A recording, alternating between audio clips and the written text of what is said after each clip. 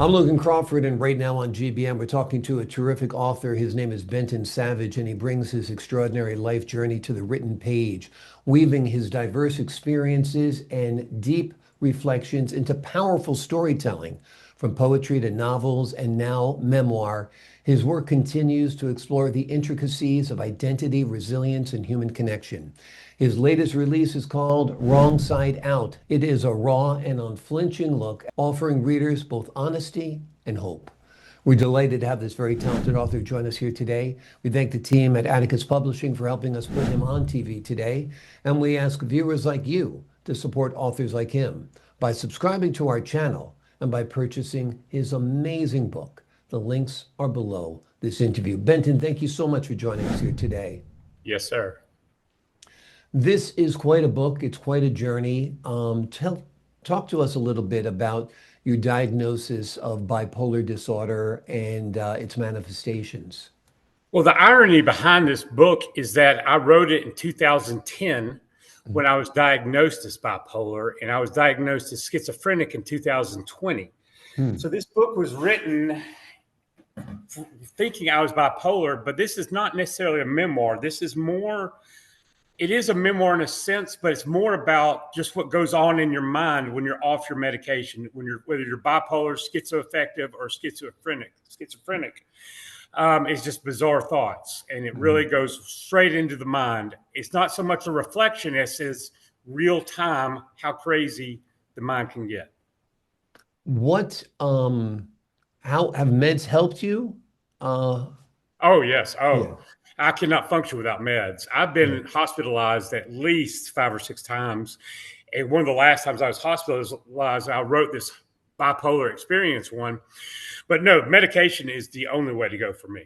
I mean, Yeah. I don't even really do that much psychotherapy, but the medication I cannot function without. Yeah. Absolutely not. And that was the point of the book, was people telling me, I'm bipolar too, but I don't take medication. And I'm like, excuse me, you're not bipolar if you don't take Right. medication. Right. I mean, I'm sorry. You can feel sorry for yourself if you want, but it's a real diagnosis that, you just cannot function without Yeah. medication. Absolutely. Is this something that hit you at a certain age? I mean, I've talked to some people say it was like a light switch was flipped, and suddenly their personality changed. Was that the way it was for you? Well, they say bipolar comes about when you're 25, or roughly 25 is the average age. And that's exactly how old I was when I was diagnosed officially as mentally ill.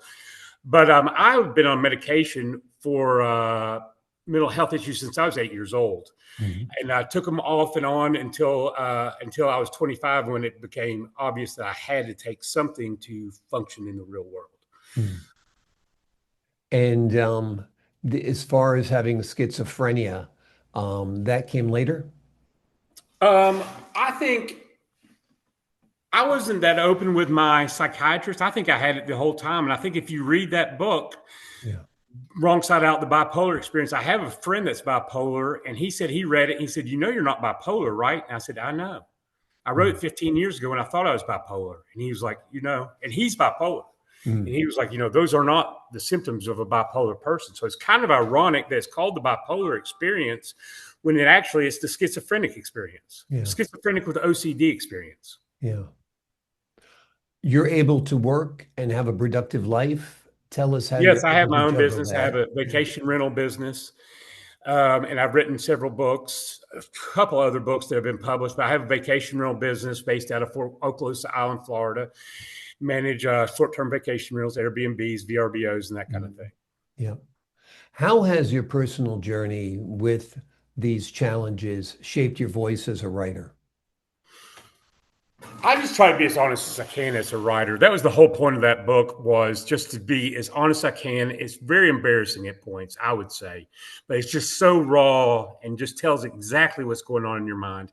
And that was my whole goal, was just to remove all doubt. When people say, oh, it's all in your head, it's not in your head. It is in your head, but it's Yeah. not made up. Yeah, exactly. It's not made up. It's chemical imbalances largely in Yes. schizophrenia, right? And that's what the medications help with, right?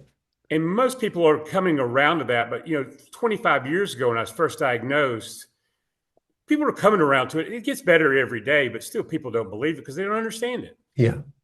Exactly, exactly. They think it's only the stuff of serial killers and things like that. They don't realize that there's people out there who have mental health challenges, some diagnosed, some undiagnosed. The lucky ones are the ones who have it diagnosed because they can get help and treatment and live a normal life, right?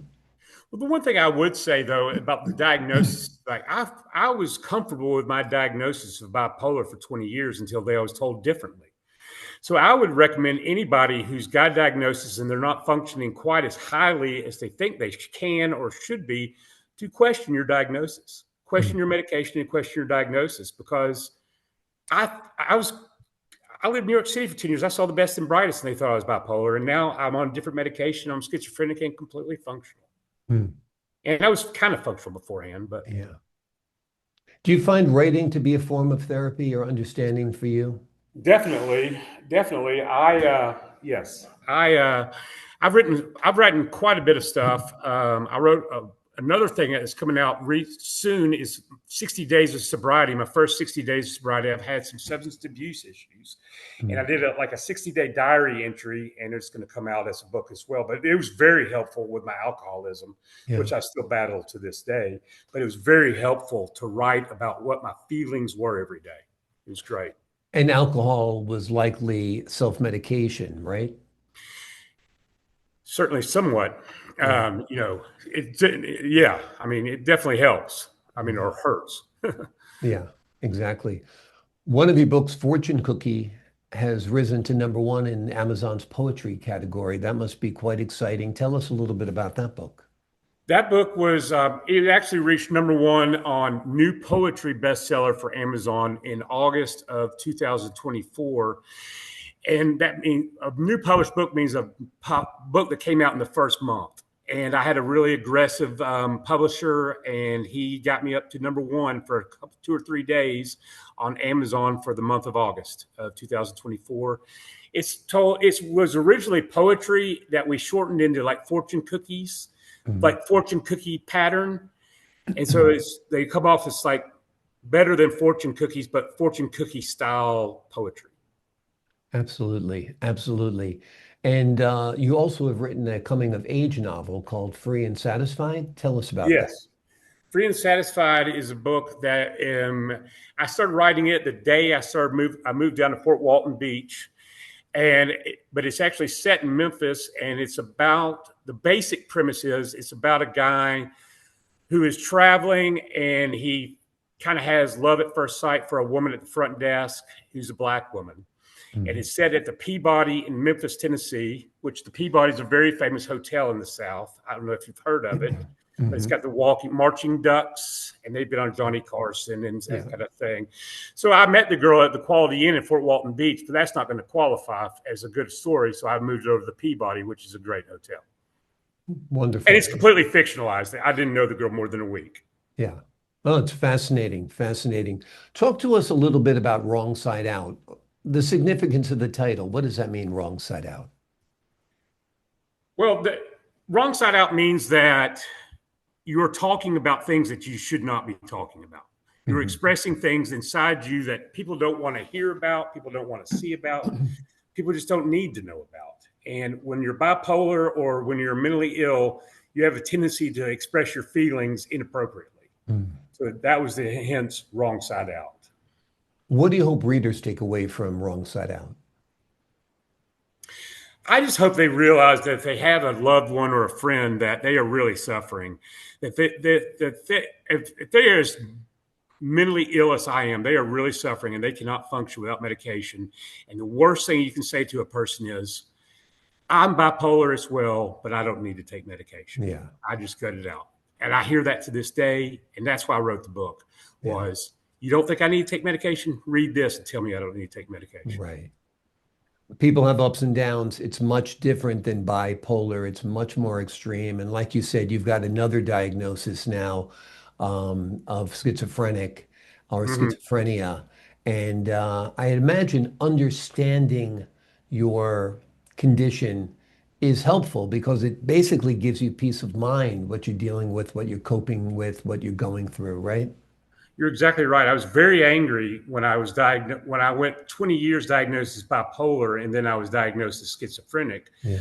because I mean, I was just mad. I mean, Yeah. you want to have the right diagnosis. The Right. medication change wasn't that significant, but that's a completely different diagnosis. For 20 years, I said, thank God I'm not schizophrenic. And I Yeah. was the whole time. And the doctors Amazing. sat there and agreed with me.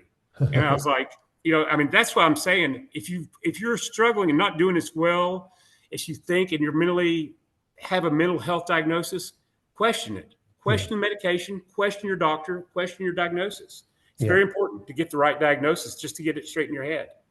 Absolutely. Absolutely. Are you hoping that this book creates a conversation about mental health and stigma? I mean, unfortunately, mental health and people seeking cures and treatments and help are often stigmatized, don't you think?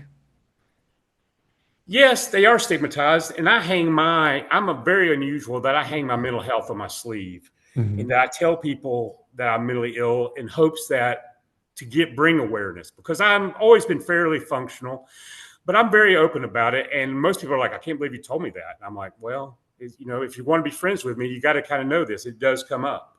I mean, I do have my issues from time to time. Right. Does it run in families?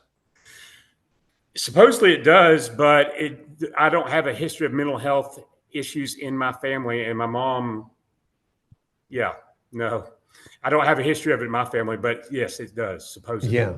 Yeah, because that's what I heard. I recently did do another interview with another person who was dealing with schizophrenia, and his was triggered by marijuana use, and uh, and it came on suddenly. So marijuana is can be a dangerous drug for people who do have predispositions, and certainly a lot of people have a similar history to you, where they kind of self-medicate. They're kind of medicate with alcohol or drugs or something, Hmm. because they want to feel normal. They want to feel less, you know. Well, I'll tell you what, a bipolar person doing a stimulant is pretty scary thought. Yeah. I mean, they can get pretty riled up. Yeah. Absolutely. Absolutely. Got to be careful what you put in your body. Got to be Yeah, careful what crosses that blood-brain barrier. This book is terrific. I think it's going to help a lot of people on I their hope so. own journeys of life, dealing with a number of mental health issues and others. The name of the book is Wrong Side Out. It is a raw and unflinching look at living with bipolar disorder, and it offers readers both hope and honesty through the eyes of a person who has dealt with it, is dealing with it, and is thriving. Benton, thank you so much for joining us here today. Thanks, Logan. To the folks at home, I'm Logan Crawford, thanking you for your time this time. Until next time on the Global Book Network.